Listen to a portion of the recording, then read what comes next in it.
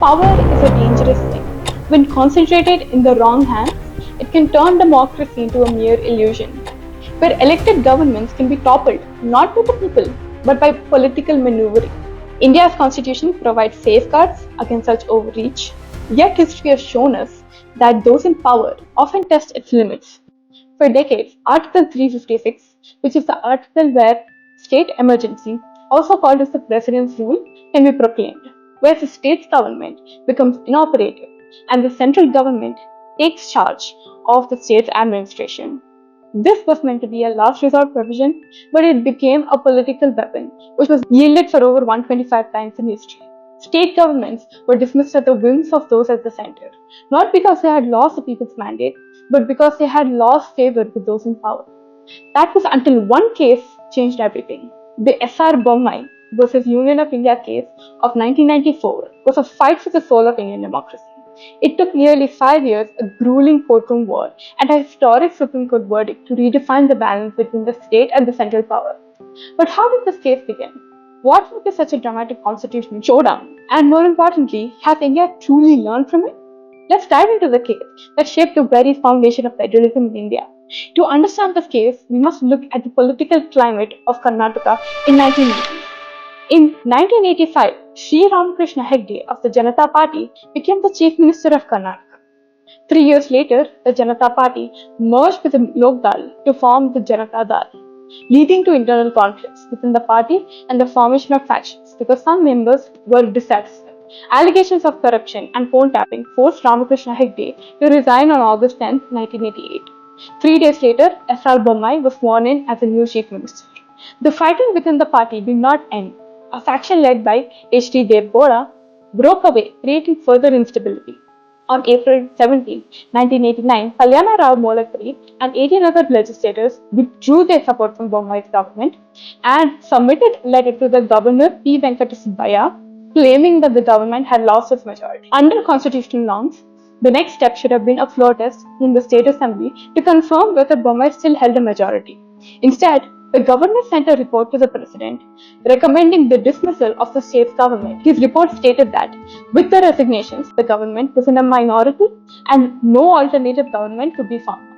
On April 21, 1989, the President R. Venkataraman approved the dissolution of the Karnataka's Legislative Assembly and imposed the President's rule. Bommai and his supporters challenged this decision, arguing that the governor acted arbitrarily and unconstitutionally by not allowing them to prove their majority to the assembly floor. Bommai, who was the petitioner in this case, argued that denying a floor test was a violation of democratic principles. The governor, they claimed, acted in a biased manner, making a political rather than a constitutional decision. They contended that Article 356 should be open to judicial review to prevent arbitrary dismissals.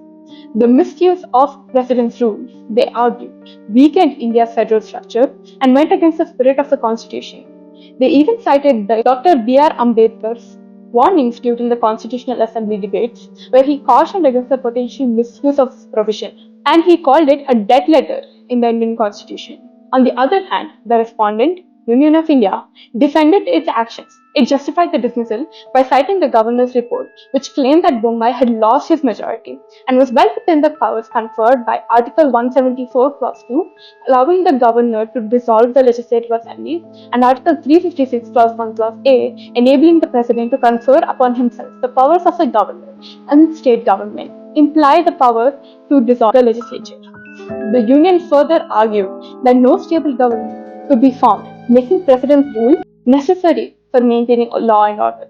They maintained that such decisions were political and should not be subject to judicial scrutiny by referring to the state of Rajasthan versus Union of India case. Additionally, Article 356 Clause 5 makes it impossible for the courts to question the President's satisfaction on any ground. This situation raised several constitutional questions.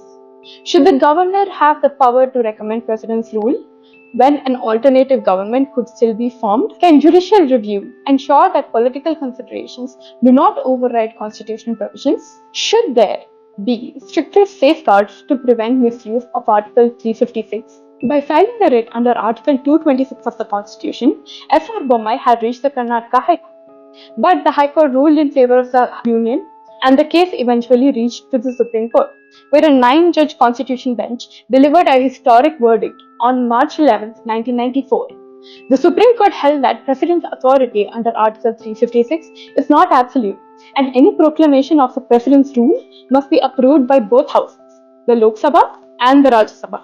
The court ruled that imposition of President's rule can be challenged in court, establishing that political decisions are not beyond judicial scrutiny if they violate constitutional principles. If a dispute arises regarding the government's majority, a floor test in the assembly is the appropriate method to determine legitimacy, not the governor's discretion. The judgment also made it clear that President's rule cannot be imposed arbitrarily. If imposed without sufficient justification, the court has the authority to declare it unconstitutional and revoke it. Moreover, if a government is dismissed unconstitutionally, the Supreme Court has the power to reinstate it. This ruling significantly curtailed the misuse of Article 356 and strengthened India's federal structure. The judgment also drew from the Karia Commission report, which examined center-state relations. This report contained 247 recommendations across 17 chapters covering intergovernmental relations, legislative processes, administrative functions, and financial matters. It remains a crucial reference point for the discussions on federalism and governance in India. The case has been relevant in recent times. As a recent example, in the crisis in Manipur, following the resignation of Chief Minister N. Biren Singh, on February 9, 2025, Singh resigned after meeting Governor Ajay Balla. However, instead of dissolving the assembly immediately, the governor asked the CM to continue as caretaker CM. The security forces were deployed to maintain stability in the valley region and political uncertainty loomed. Since the parliament was in session, immediate approval from both houses was required for President's rule. In Manipur, emergency has been proclaimed for a total of 10 times around history, 11 including the recent one. The SR Bommai case remains a milestone in Indian constitutional law, reinforcing the principles of federalism and preventing arbitrary dismissals of state governments. However, as seen as in Manipur, challenges persist in implementing these principles effectively. Perhaps it is time to reconsider the scope of Article 356. Should we introduce stronger accountability mechanisms for governors? Should a mandatory floor test be conducted before recommending President's rule? These are critical questions that demand serious attention. Because in a democracy, the will of the people, not political convenience, must always take precedence. The Bommai judgment set a powerful precedent, but as history has shown, rules are only as strong as the people who uphold them. Will future governments honor these judicial principles, or will political maneuvering continue at the cost of democratic values? Only time will tell.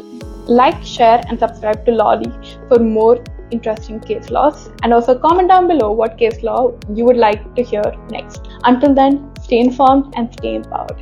Thank you.